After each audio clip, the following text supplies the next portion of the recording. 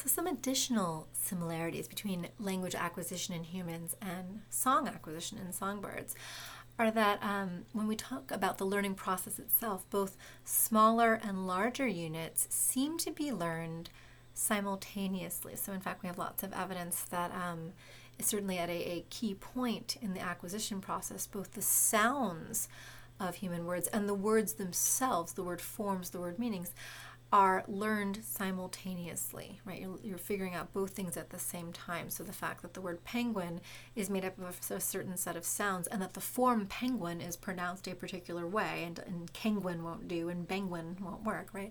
The sounds and the word forms are learned at the same time in human language. And birdsong, motifs and song bouts, so motifs is a smaller chunk, a song bout is a larger chunk, are learned at the same time, are learned simultaneously. So that's another similarity in the acquisition process. In addition, we have adults actually modifying their input when it's directed at babies. So humans, we talk about this as motherese, as child-directed speech, as parentese, right? The way that we automatically talk when we're talking to children, when we're not thinking about it, right? This sort of a very different way than when we talk to other adults.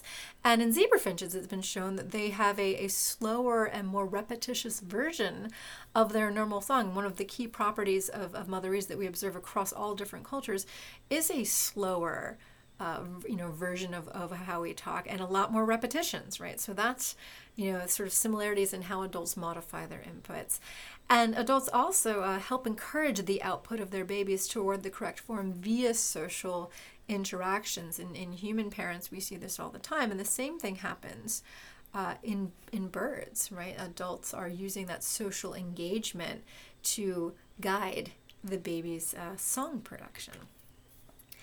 And there are also, it turns out, special areas of the brain that are activated by a nearby adult vocalizing in a social way. So in children, these are language-related parts of the brain. And in birds, there are song-related parts of the brain. So there are quite a lot of similarities in the acquisition process, despite it seems that humans and birds being rather different in many other biological respects.